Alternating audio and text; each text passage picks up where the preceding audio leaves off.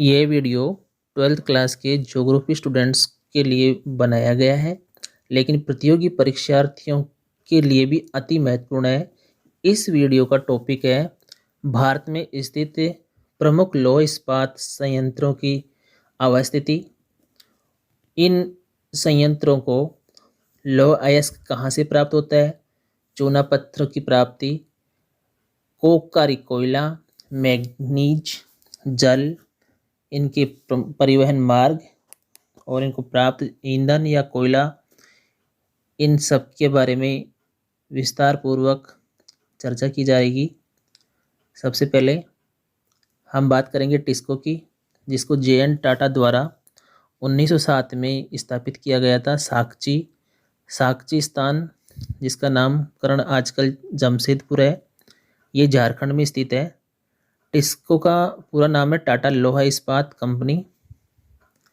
इस इस्पात संयंत्र को लोहा अयस्क की प्राप्ति गुरु महिसानी, नोवा मंडी और बादाम पहाड़ से होती है।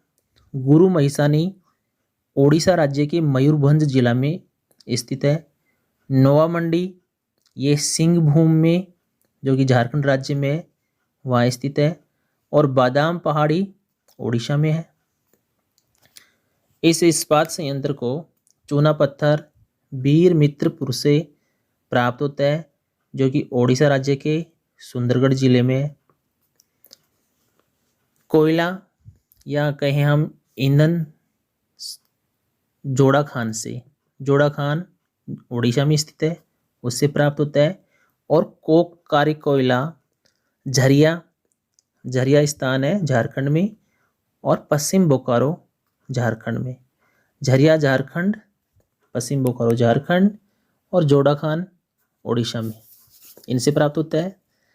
इस संयंत्र को जल की प्राप्ति स्वर्णरेखा और खारकोई नदी से होती है।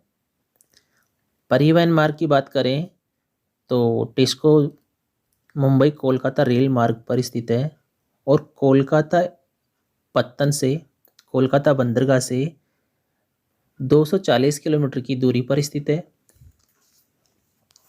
दूसरा महत्वपूर्ण इस्पात संयंत्र इसको IISCO, जिसको हम कहेंगे भारतीय लोहा और इस्पात company, Indian iron and steel company के नाम से जाना जाता है। ये इसकी 3 इकाइयाँ। प्रथम कारखाना है हीरापुर, दूसरा कारखाना है कुल्टी। दोनों कारखाने पश्चिम बंगाल में हैं। 1937 में इसको के साहचर्य से ही बंगाल स्टील कॉरपोरेशन की स्थापना हुई बर्नपुर में, ये भी पश्चिम बंगाल में है। इस प्रकार हीरापुर, कुल्टी और बर्नपुर, इनको हम इसको के नाम से जानते हैं। 1972-73 में इसको का अधिग्रहण भारत सरकार के द्वारा कर लिया गया था। इसको को लोहा अयस्क की प्राप्ति गुवाकी खान, बर्नपुर, कुल्टी, हीरापुर से होती है। गुवाकी खान है, ये झारखंड राज्य के सिंहभूम में है स्थित है। बर्नपुर ये पश्चिम बंगाल राज्य के आसनसोल जिले में है। और कुल्टी है, ये पश्चिम बंगाल में, और हीरापुर पश्चिम बंगाल में, जिसकी चर्चा हमने अभी कर ली। चूना पत्थर इसको मिलता है वीर मित्रपुर से, पाराघाट से। मैग्नीज की प्राप्ति जामदा बांसपानी से प्राप्त होती है। मैग्नीज जामदा बांसपानी से, ये जामदा बांसपानी उड़ीसा राज्य में स्थित है। इस उद्योग को या कहें इस संयंत्र को इसको संयंत्र को बाराकार नदी से जल की प्राप्ति होती है। बाराकार नदी दामोदर नदी की सहायक है। बात करें हम परिवहन मार्ग की, इसको कोलकाता आसनसोल रेल मार्ग और हल्दिया के समीप है। कोयला इस संयंत्र को दामोदर घाटी से मिलता है। दामोदर घाटी कोयला क्षेत्र है, उससे प्राप्त हो जाता है। रानीगंज, रानीगंज एक ऐसा कोयला क्षेत्र है जिसका अधिकांश हिस्सा पश्चिम बर्धमान जिला जो कि पश्चिम बंगाल में है और आंशिक भाग इसका झारखंड में भी है। हमें रानीगंज को मुख्यतः पश्चिम बंगाल में ही मान के चलेंगे। वर्धमान जिला में है रानीगंज और झारखंड राज्य के दो कोयला क्षेत्र झरिया और रामगढ़। इस प्रकार रानीगंज, झरिया और रामगढ़, इससे इसको कोयले की प्राप्ति होती है। तीसरा महत्वपूर्ण संयंत्र है VISW,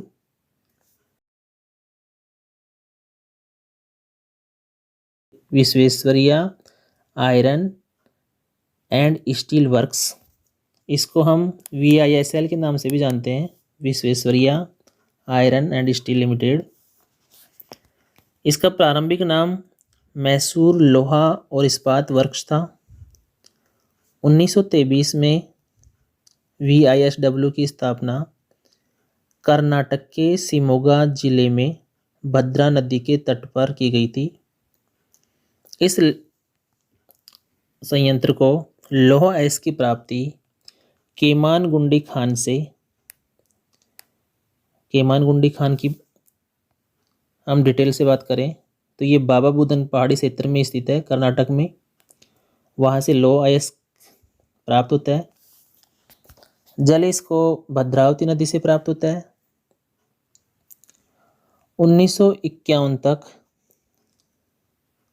इस संयंत्र को ईंधन लकड़ी को जलाकर चारकोल बनाकर उसको काम में लेते थे। सन 1951 तक, भारत की स्वतंत्रता के पश्चात तक, क्योंकि यह कोयला क्षेत्रों से दूर स्थित है। लेकिन उसके बाद 1951 के बाद में स्थिति बदल गई और विद्युत भट्टियों के रूप में इसको ईंधन दिया जाने लगा। विद्युत प्राप्ति के दो हम कहें कि विद्युत प्राप्ति जिन दो स्थलों से होती है वो है जोग जलप्रपात जल विद्युत परियोजना से और शरावती परियोजना से। ये जोग जलप्रपात और शरावती नदी है, ये कर्नाटक के फेमस है। इन दोनों परियोजनाओं से इसको विद्युत शक्ति प्रदान की जाती है, जिससे कोयले की कमी होने के बावजूद इस संयंत्र को ऊर्जा के रूप में शक्ति प्राप्त होती है। 3 प्रमुख लौह इस्पात संयंत्रों के बाद में टिस्को, इसको और VISW के बाद में हम नेक्स्ट देखेंगे 3 और संयंत्र जो आपस में जुड़े हुए हैं। इनको हम बोलेंगे HSL। HSL का फुल फॉर्म है हिंदुस्तान स्टील लिमिटेड, जो कि सार्वजनिक सेक्टर के अंडर में ही आते हैं तीनों। और इनकी स्थापना हुई थी स्वतंत्रता के बाद में। जो दूसरी पंचवर्षीय योजना थी 1956-57 में जो बनी थी, उसमें विदेशी सहयोग से ये तीनों एकीकृत इस्पात संयंत्रों की स्थापना होती है। और ये तीनों संयंत्र हैं राउरकेला, भिलाई और दुर्गापुर। राउरकेला संयंत्र ओडिशा में है, भिलाई संयंत्र छत्तीसगढ़ में है और दुर्गापुर है पश्चिम बंगाल में। आइए बारी बारी से इनको देखते हैं। सबसे पहले हम चर्चा कर लेते हैं राउरकेला इस्पात संयंत्र की। हिंदुस्तान स्टील लिमिटेड का ये पहला कारखाना। इस कारखाने की स्थापना ओडिशा राज्य के सुंदरगढ़ जिले में जर्मनी के सहयोग से की गई थी 1959 ईस्वी में।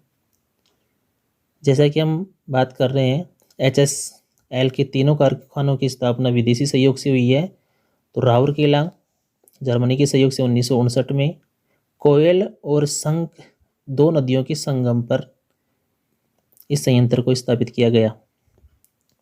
इस संयंत्र को लौह अयस्क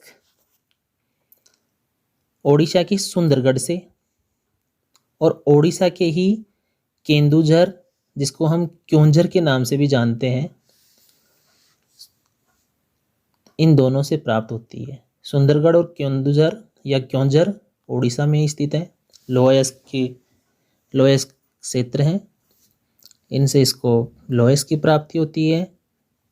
कोयल नदी और शंख नदी से जल की प्राप्ति होती है। और ये परिवहन मार्ग के लिए यदि हम इसे कारखाने की बात करें तो परिवहन मार्ग हावड़ा और मुंबई रेल मार्ग के समीप यह स्थापित है। कोयला जो कि एक ईंधन का प्रमुख स्रोत है, कोयला प्राप्त करने के लिए इस संयंत्र को कोयला जहाँ से प्राप्त करते हैं वो मुख्य खाने कोरबा, झरिया। कोरबा ये जिला कोरबा ही है छत्तीसगढ़ में, वहाँ की प्रमुख कोयला खान है। और झरिया भी झरिया है जो झारखंड में है। कोरबा छत्तीसगढ़ में और झरिया झारखंड में। इन दोनों क्षेत्रों से इसको राउरकेला इस्पात संयंत्र को कोयला प्राप्त होता है। विद्युत शक्ति भी प्राप्त होती है इसको हीराकुंड परियोजना से। नेक्स्ट हम देखेंगे भिलाई इस्पात संयंत्र। भिलाई इस्पात संयंत्र की स्थापना 1955 में हो गई थी और इसने उत्पादन प्रारंभ किया था 1959 में। भिलाई संयंत्र है छत्तीसगढ़ राज्य में, दुर्ग जिले में इस संयंत्र की स्थापना की गई थी। अब हम बात कर लेते हैं इस संयंत्र को लौह अयस्क की प्राप्ति कहाँ से होती है। तो सबसे पहले लौह अयस्क प्राप्ति स्थल का नाम हम लेंगे, वो है दल्ली राजहरा या दल्ली राजहरा, उच्चारण का भेद है, एक ही बात है। छत्तीसगढ़ राज्य में एक जिला है बालोद, उस बालोद जिले में छत्तीसगढ़ राज्य में दल्ली राजहरा की लौह अयस्क की खानें हैं, वहाँ से लौह अयस्क प्राप्त होता है। दक्षिणी पूर्वी भाग मध्य प्रदेश के दक्षिणी पूर्वी भाग में बालाघाट है और भंडारा, वहाँ से इसको मैग्नीज की प्राप्ति होती है। और तंदुला बांध से इसको जल प्राप्त होगा। और परिवहन मार्ग की बात करें तो ये कोलकाता मुंबई रेल मार्ग के समीप स्थित है। इस भिलाई संयंत्र को कोयला जो प्राप्त होगा वो बोकारो खान से, पूर्व में हम चर्चा कर चुके हैं। बोकारो कोयला खाने झारखंड में है। इस बोकारो के अलावा कोरबा खानों से और करगाली झरिया खानों से भी कोयला मिलता है। विद्युत शक्ति कोरबा ताप शक्ति संयंत्र से इसको मिल जाती है। कोरबा ताप शक्ति गृह से विद्युत शक्ति की प्राप्ति होती है। इस भिलाई इस्पात संयंत्र का अधिकांश उत्पादित लौह इस्पात का भाग निकट ही विशाखापट्टनम जो आंध्र प्रदेश में है वहाँ के हिंदुस्तान शिपयार्ड में चला जाता है। तीसरा जो प्रमुख कारखाना है HSL का वह है दुर्गापुर इस्पात संयंत्र। दुर्गापुर इस्पात संयंत्र की अवस्थिति पश्चिम बंगाल राज्य में वर्धमान जिले में है और यह जिसके सहयोग से स्थापित किया गया है वह है यूनाइटेड किंगडम, यूके यानी ब्रिटेन। हाँ, हमने अभी जो भिलाई संयंत्र की बात की उसमें मिस हो गया था। भिलाई इस्पात संयंत्र की स्थापना रूस के सहयोग से या सोवियत संघ, पहले जैसे रूस तो है अभी भी रूस के नाम से जाना जाता है, उस समय से सोवियत संघ था जिसका विभाजन हो गया था।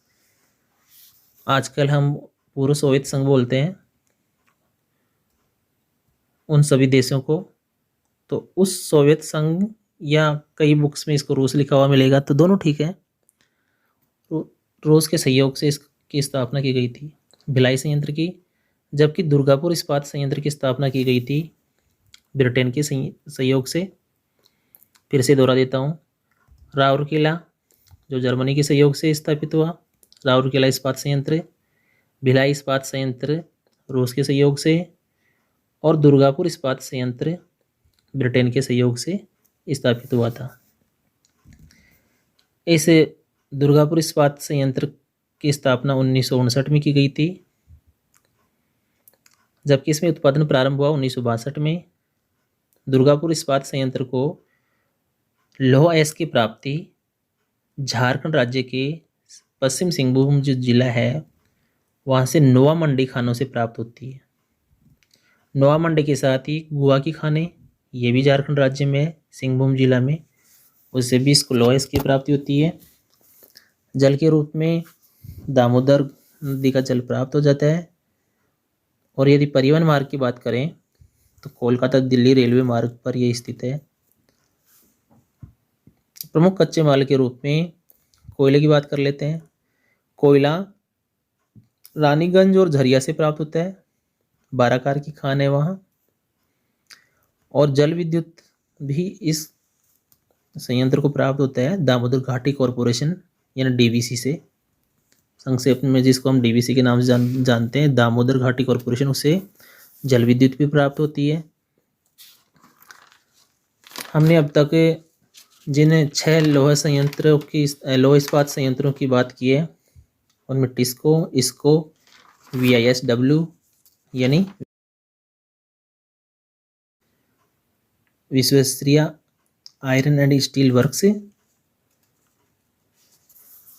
राउरकेला इस्पात संयंत्र, भिलाई इस्पात संयंत्र और दुर्गापुर इस्पात संयंत्र की चर्चा कर ली है।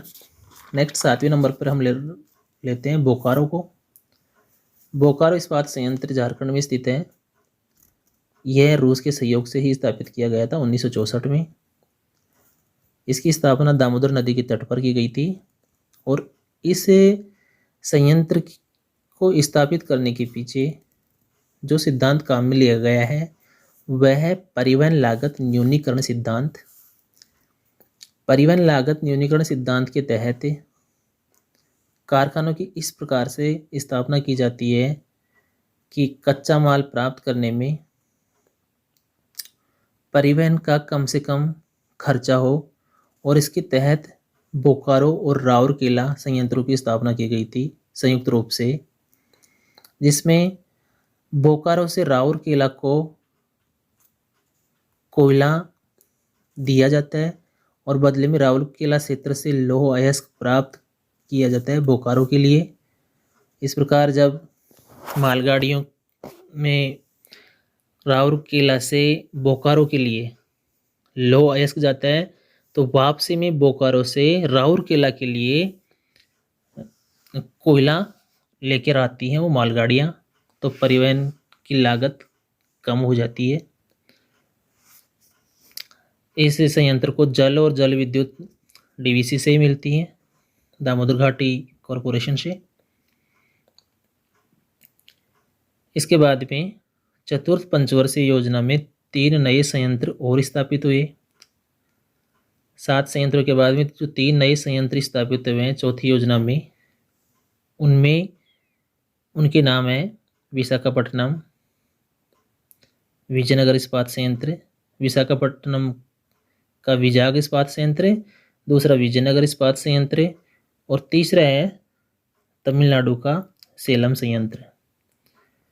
इनमें हम विशाखापट्टनम जो कि आंध्र प्रदेश राज्य में स्थित है इसकी चर्चा सर्वप्रथम करते हैं। विशाखापट्टनम आंध्र प्रदेश राज्य में स्थित है और यह भारत और सोवियत संघ के बीच में एक समझौता हुआ था 1979 में, उसके तहत इसकी स्थापना की गई थी। इसका नाम अभी विजाग इस्पात संयंत्र है। भारत सरकार द्वारा ये जो समझौता सोवियत संघ के साथ किया गया था 1979 में, उसके बाद उस समझौते के अनुसार भारत सरकार ने इसको स्वीकृति प्रदान की 1982 में और उत्पादन शुरू हो जाता है इसमें 1992 से। यह भारत का पहला पत्तन आधारित संयंत्र है। विजाग इस्पात संयंत्र जो झारखंड में स्थित है, आंध्र प्रदेश में स्थित है विशाखापट्टनम में, भारत का पहला पत्तन आधारित संयंत्र है समुद्र तट पर। दूसरा, चौथी पंचवर्षीय योजना में स्थापित दूसरा संयंत्र है विजयनगर इस्पात संयंत्र, जो कि कर्नाटक राज्य में होसपेट क्षेत्र में तुंगभद्रा जलाशय जहाँ है उसके समीप स्थित है। और इस विजयनगर इस्पात संयंत्र को लौह अयस्क की प्राप्ति बाबा बुदन पहाड़ियों से मिलती है। बाबा बुदन पहाड़ियाँ, इसके साथ ही चिकमंगलूर होसपेट क्षेत्र से। विजयनगर इस्पात संयंत्र कर्नाटक के बेल्लारी जिले में स्थित है।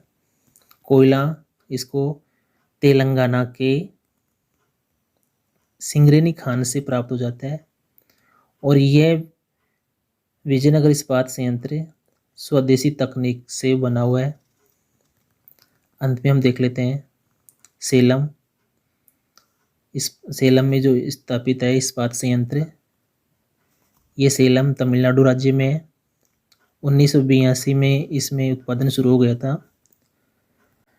सेलम तमिलनाडु में स्थित है और स्टेनलेस स्टील का निर्माण करता है। इस संयंत्र को तमिलनाडु के नेवली से लिग्नाइट कोयला प्राप्त होता है। यह जो संयंत्र है तमिलनाडु के सेवराई पहाड़ी से लौह अयस्क प्राप्त करता है। हमने अब तक जाना 10 प्रमुख संयंत्रों को। इनके अलावा भारत में अन्य इकाइयाँ भी हैं जो हमारी बुक में वर्तमान में जिनका उल्लेख है। उनकी संख्या है 206। इन 206 अन्य संयंत्रों में लौह इस्पात के कच्चे माल के रूप में स्क्रैप का प्रयोग किया जाता है, जिसको हम रद्दी लोहा कहते हैं। कबाड़ी जो घर घर से कलेक्ट करते हैं उनको इकट्ठा कर लिया जाता है और यहाँ इसी स्क्रैप को, और जो अन्य उद्योगों से बड़ी फैक्ट्रियों से स्क्रैप प्राप्त होता है लोहा स्क्रैप, उससे लोहा तैयार किया जाता है। यहाँ पर कोयले के बजाय विद्युत भट्टियों का इस्तेमाल किया जाता है। और भारत में ये छोटी छोटी इकाइयाँ 206 इकाइयाँ हैं। ये विभिन्न राज्यों में बिखरी हुई हैं। विद्यार्थियों, हमने जो सिलेबस आधारित इस पाठ में सिलेबस आधारित टॉपिक हैं उनके राज्यवार, उनकी इस्पात संयंत्रों की अवस्थिति के इस आधार पर बातें की, समझने की कोशिश की। उम्मीद करता हूँ ये वीडियो आपको बहुत अच्छी तरह समझ में आ गया होगा। आपको यदि कोई डाउट है, ऐसा लगता है ये चीज़ समझ में नहीं आई, तो नीचे कमेंट बॉक्स में कमेंट करिएगा। यदि आप पहली बार इस वीडियो को देख रहे हैं तो इसको सब्सक्राइब भी करिएगा, अपने साथियों को भी इसको शेयर करिएगा और लाइक करना बिल्कुल ना भूलें, क्योंकि यूट्यूब लाइक को देखकर ही वीडियो को प्रमोट करती है। आपको ये समझ में आया तो अवश्य लाइक करें, सब्सक्राइब करें। Thank you. मिलते हैं अगले ऐसे ही किसी वीडियो में।